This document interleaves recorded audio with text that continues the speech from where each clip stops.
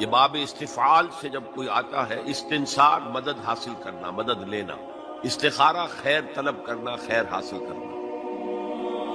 یہ باب استفعال سے جب کوئی آتا ہے، استنصار مدد حاصل کرنا، مدد لینا، استخارہ خیر طلب کرنا، خیر حاصل کرنا۔ اور اس کی ایک دعا جو ہے وہ ایسی ہے کہ جو حضور نے صحابہ کہتے ہیں ہمیں ایسے سکھائی جیسے قرآن، یعنی اتنے اہتمام کے ساتھ وہ دعا سکھائی۔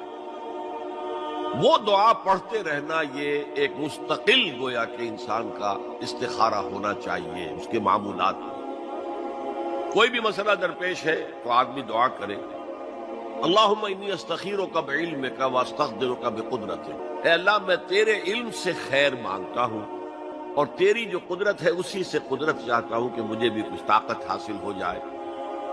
اللہم انی استخیرک بعلمک واستقدرک بقدرتک واسألک من فضلک العظیم، اور مانگتا ہوں تجھ سے تیرا بہت بڑا فضل۔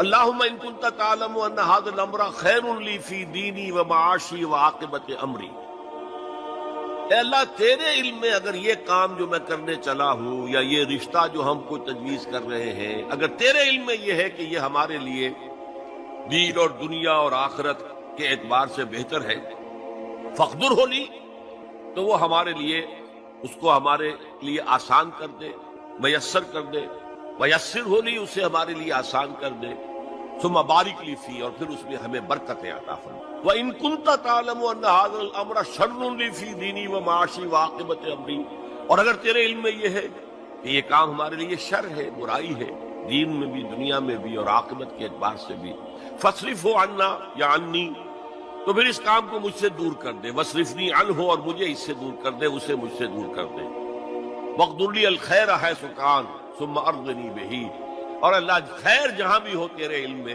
وہ ہمارے مقدر میں کر دے اور پھر ہمیں اس کے اوپر راضی بھی کر دے۔ تو یہ استخارہ تو بہت ہی عمدہ بات ہے اور یہ تو ہمیں اکثر معاملے میں کرنا چاہیے۔ البتہ وہ استخارہ نکالنا، یہ فلاں سے استخارہ نکال رہے ہیں، فعال نکال رہے ہیں، پھر استخارے میں یہ سمجھنا کہ پھر یہ دعا مانگ کر 2 نفل پڑھ کے سو جاؤ تو خواب میں ضرور کوئی اشارہ ملے گا، ان چیزوں کا کوئی ثبوت نہیں ہے میرے علم کی حد تک احادیث میں یا سنت میں۔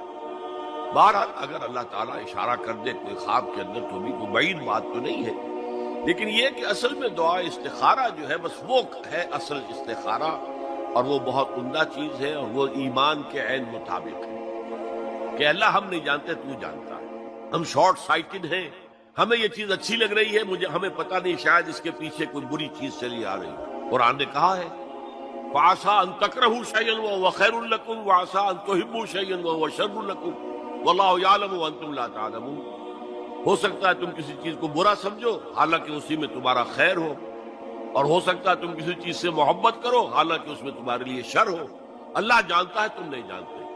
تو اسی کو کہتے ہیں تفویض الامر الی اللہ، اپنا معاملہ اللہ کے حوالے کر دو، اے اللہ تو اگر اسے ہمارے لیے خیر سمجھتا ہے تو آسان کر دے، اگر شر سمجھتا ہے تو ہم سے دور کر دے۔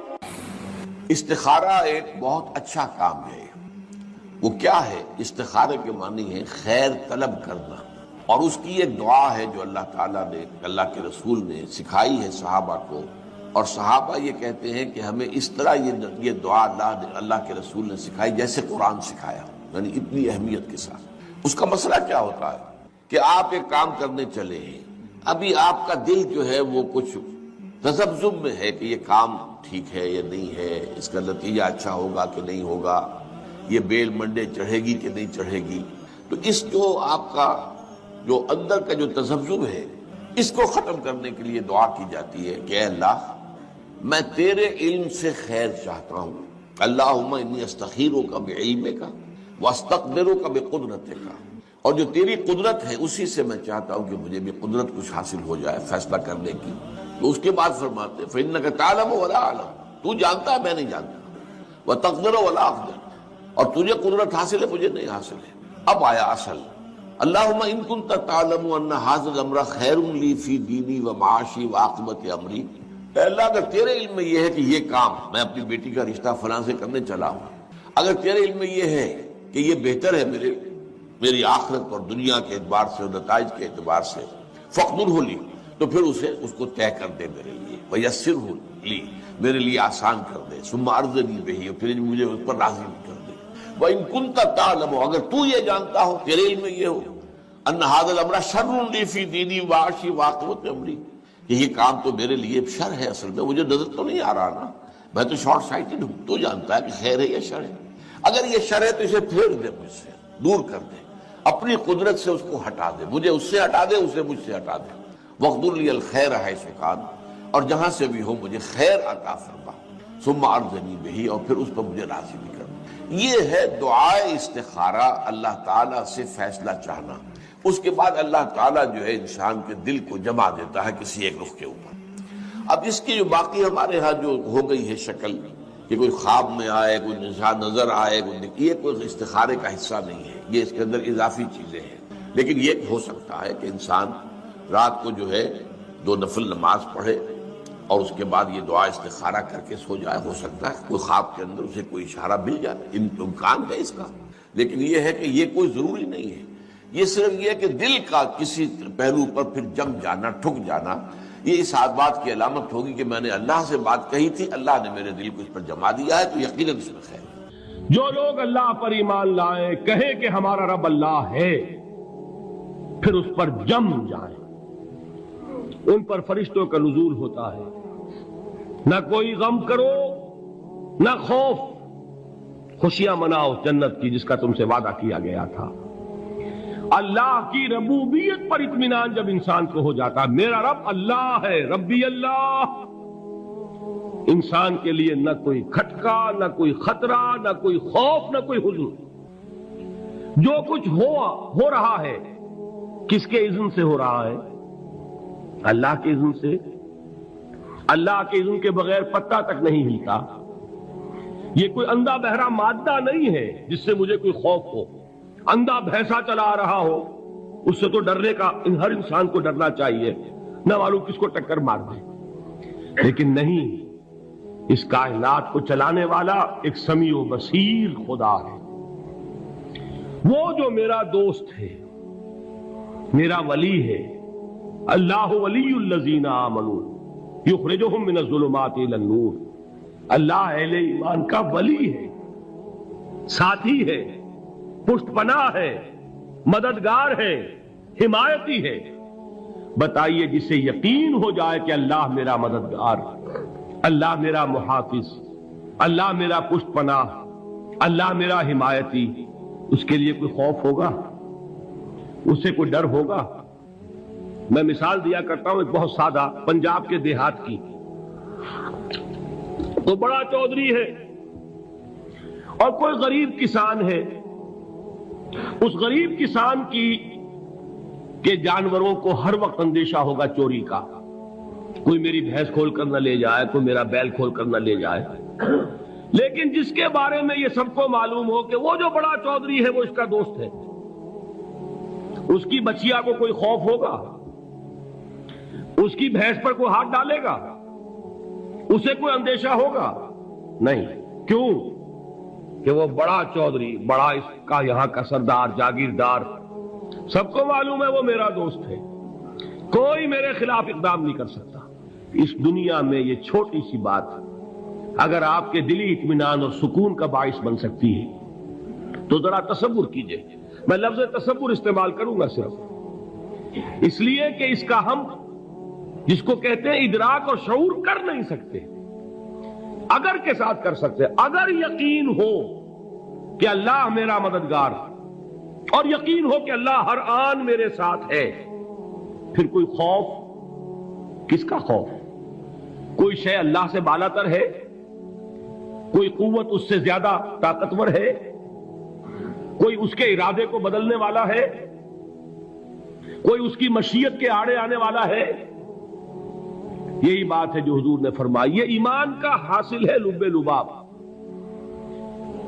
کہ دیکھو اچھی طرح اس بات کو ذہن نشین کر لو، اگر تمام انسان مل کر تمہیں کوئی نقصان پہنچانا چاہے نہیں پہنچا سکتے، مگر جو کچھ اللہ نے لکھ دیا ہو، اور تمام انسان مل کر تمہیں کوئی نفع پہنچانا چاہے نہیں پہنچا سکتے، مگر وہ شے جو اللہ نے طے کر دی۔ آپ پھر میں کہوں گا ذرا طاری کیجئے، اسے فرض کیجئے، اسے سوچئے۔ اگر اس حدیث پر ہمارا دل ٹھکا ہوا ہو تو کسی سے ڈر ہوگا؟ یہ مجھے نقصان نہ پہنچا دے، یہ میری رپورٹ خراب نہ کر دے، یہ میری انکریمنٹ نہ رکوا دے، یہ میرا یہ نہ بگاڑ دے، یہ میرے یہ نقصان نہ پہنچا دے۔ اس کا ڈر، اس کا ڈر، اس کا خوف، اس کی خوشامد، اس کے لیے جا کر طرح طرح سے اپنی عزت نفس کو ذلیل کروانا اس کے سامنے، یہ سب کچھ کیوں کرتا ہے انسان؟ جب سمجھتا ہے کہ اس کے ہاتھ میں میرا کوئی نفع ہے، اس کے ہاتھ میں میرے لیے کوئی ضرر ہے، یہ مجھے کوئی غضب پہنچا سکتا ہے، یہ مجھے کوئی نقصان پہنچا سکتا ہے، یہ میرا کوئی کام بنا سکتا ہے، یہ میری کوئی ضرورت پوری کر سکتا ہے، اسی کا نام شرک ہے۔ جہاں آپ نے یہ سمجھا کہ غیر اللہ کے اندر کوئی طاقت موجود ہے، وہی شرک ہے۔ بتوں سے تجھ کو امید خدا سے نو امیدی، مجھے بتا تو صحیح اور کافری کیا ہے؟ شرک تو یہ ہے۔ جس پر بھی تمہیں یہ خیال ہے، کلمہ ہے یہ کلمہ سوم، لا حول ولا قوت الا باللہ، ذرا اس پر دل کو کبھی اگر آپ تصور کریں، پھر فرض کریں، دل ٹھک جائے اس پر، کوئی طاقت نہیں۔ یہی بات تھی جو شیخ عبد القادر جیلانی رحمت اللہ علیہ نے اپنی وصیت میں اپنے بچے سے کہی۔ 11ویں دینے والے ہیں، لیکن حضرت شیخ عبد القادر جیلانی کی وصیت اور تعلیمات کو کتنے لوگ ہیں کہ جانتے ہوں؟ یہ جن مقامات تک پہنچے ہیں وہ کس چیز کی بدولت پہنچے؟ انہوں نے جو پیغام دیا وہ کیا تھا؟ اے میرے بچے، جس طریقے سے قرآن مجید میں حضرت لقمان کی نصیحتیں جو ہے نقل کر دی گئی ہیں، میں یہ عرض کروں گا بالفرض اگر قرآن حضرت عبد القادر جیلانی کے بعد نازل ہوا ہوتا تو شیخ عبد القادر کی یہ نصیحتیں بھی قرآن میں درج ہوتی۔ اتنی اونچی نصیحتیں ہیں۔ اے میرے بچے، اس حقیقت کو ذہن نشین کر لے، لا فاعل فی الحقیقت ولا مؤثر الا اللہ، اس کائنات میں نہ کوئی فاعل حقیقی ہے نہ مؤثر حقیقی ہے سوائے اللہ کے۔ کسی شے میں کوئی تاثیر نہیں اگر اللہ نہ چاہے، آگ جلا نہیں سکتی اگر اللہ نہ چاہے، پانی ڈبو نہیں سکتا اگر اللہ نہ چاہے، زہر ہلاک نہیں کر سکتا اگر اللہ نہ چاہے، کوئی چیز فائدہ نہیں پہنچا سکتی اگر اللہ نہ چاہے۔ تو در در پہ کیوں سر جھکاتے ہو؟ در در پر کیوں جبیں سائی کرتے ہو؟ سب کے سامنے کیوں ہاتھ پھیلاتے ہو؟ ایک اللہ سے مانگو، ایک اللہ کے سامنے زمین پر اپنی جبین رکھو۔ لا فاعل فی الحقیقت ولا مؤثر الا اللہ۔ نظر آتا ہے ہمیں کہ پانی پیاس بجھا دیتا ہے، پیاس بجھانے کی صلاحیت پانی میں نہیں ہے، اللہ کے اذن سے۔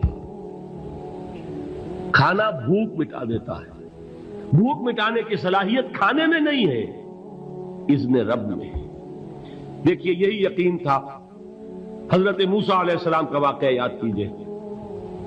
سامنے سمندر آ گیا ہے، قوم دیکھتی ہے پیچھے کہ گرد و غبار کا طوفان، معلوم ہوا کہ فرعون اپنے لشکر سمیت آ گیا ہے۔ لشکر جب چلتا تھا تیز رفتاری کے ساتھ تو گرد و غبار کا جو طوفان اٹھتا تھا اس کا تصور کیجیے، اور لمحہ بلمحہ وہ قریب آ رہا ہے۔ پوری قوم نے کیا کہا؟ اے موسیٰ انا لمدرکون، اے موسیٰ ہم کو پکڑے گئے۔ قرآن مجید نے تو یہاں وہ باتیں نہیں لکھی ہیں، لیکن تورات میں یہ درج ہے کہ بنی اسرائیل جھگڑنے لگے، دست و گریبان ہو گئے موسیٰ کے ساتھ۔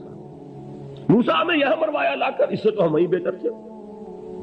وہاں کھانے کو ملتا تھا، زندگی تو تھی، بیگار ہم کر رہے تھے، موت تو نہیں تھی۔ اب جو کچھ ہوگا اس کا تصور کرو، جس طریقے سے ہمارے ٹکڑے اڑائے جائیں گے۔ تو لڑ رہے ہیں حضرت موسیٰ علیہ السلام سے، یہ تورات کی تفصیل ہے۔ قرآن میں صرف اتنا آیا ہے، پریشان ہو کر انہوں نے کہا انا لمدرکون، موسیٰ ہم کو پکڑے گئے۔ اس وقت موسیٰ کا جواب کیا ہے؟ کلا ان معی ربی سیہدین، نہیں، میرے ساتھ میرا رب ہے، وہ راستہ دے گا۔ بتائیے کہاں راستہ نظر آ رہا ہے؟ یہ ہے ایمان بالغیب۔ راستہ نظر نہ آئے تب اللہ پر یقین ایمان ہے۔ جیب میں پیسے ہوں اور تب دل کو اطمینان ہے تو ایمان کس پر ہوا؟ پیسے پر، اللہ پر نہیں۔ جب وسائل و ذرائع نہ ہو اور پھر یقین ہو کہ اللہ مسبب الاسباب ہے، وہ اسباب کا پابند نہیں ہے، وہ اسباب کا محتاج نہیں ہے، اسباب اس کے محتاج ہے، اگر یہ یقین ہے تو اللہ پر ایمان ہے، یہ نہیں ہے تو تمہارا ایمان اسباب پر ہے، وسائل پر ہے، ذرائع پر ہے، مادیات پر ہے، اللہ پر نہیں۔ اس وقت کہاں راستہ تھا؟ کوئی راستہ تھا؟ سمندر ہے اور ادھر سے لشکر آ گیا ہے۔ کلا ان معی ربی سیہدین۔ اب دیکھیے ایمان کہہ دینا آسان ہے، ہوا معکم اینما کنتم، جہاں کہیں بھی تم ہوتے ہو اللہ تمہارے ساتھ ہوتا ہے، لیکن اس کا یقین قائم ہو جائے تو زمین و آسمان کا فرق واقع ہو جائے۔ یہی بات ہوئی حضور کے ساتھ۔ غار ہے، چھپے ہوئے ہیں محمد الرسول اللہ اور آپ کے وہ یار غار ابو بکر صدیق رضی اللہ تعالی عنہ۔ اقبال نے حضرت ابو بکر کی شان میں چند اشعار کہیں صرف، لیکن واقعہ یہ ہے کہ بھاری بھاری نظموں پر اور قصیدوں پر بھاری ہے، طویل ترین نظمیں اور قصیدے ہوں ان پر بھاری ہے۔ ہمت ابو بکر کی ہمت جو ہے، کشت ملت را چوں ابر، جیسے بارش سے کھیتی اپجتی ہے، ابو بکر کی ہمت اور عزیمت اس امت کو اسی طرح سینچنے والی ہے۔ ثانیے اسلام و غار و بدر و قبر، وہ دوسرے تھے اسلام میں، دوسرے پہلے کون تھے؟ انا اول المومنین، حضور فرماتے ہیں سب سے پہلا ایمان لانے والا میں، دوسرے ابو بکر۔ ویسے ہمارے ہاں یہ چلتا ہے اختلاف، حضرت علی پہلے ہیں کہ حضرت ابو بکر پہلے ہیں، لیکن اس میں بڑی خوبصورت تطبیق قائم کی ہے علماء نے اور بہت صحیح ہے۔ چار کے بارے میں فیصلہ ہی مت کرو کہ کون پہلے ہے، ان کی ایک عجیب تقسیم کر دی ہے۔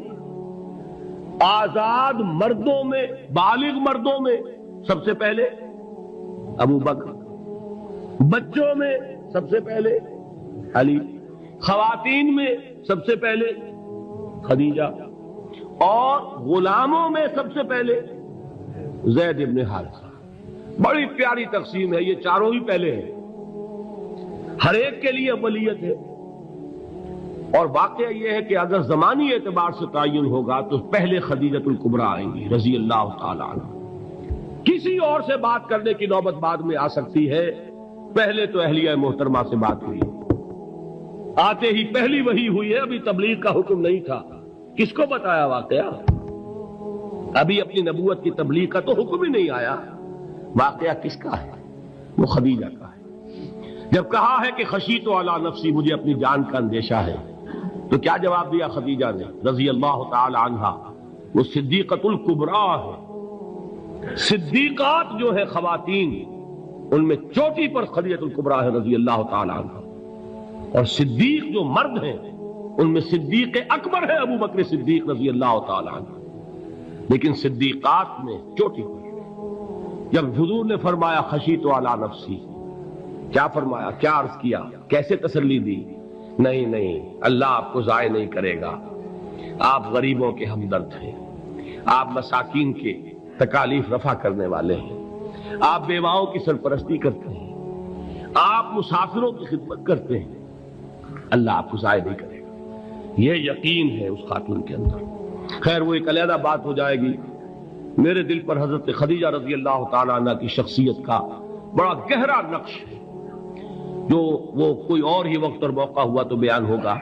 بہرحال اقبال نے ایک مصرے میں جو چار اولیتیں جمع کر دی ہیں، ہمتیں او کشت امت را چو ابر، ثانی اسلام و غار و بدر و قبر۔ اسلام میں حضور کے بعد پہلے کون؟ ابو بکر۔ غار میں حضور کے ساتھ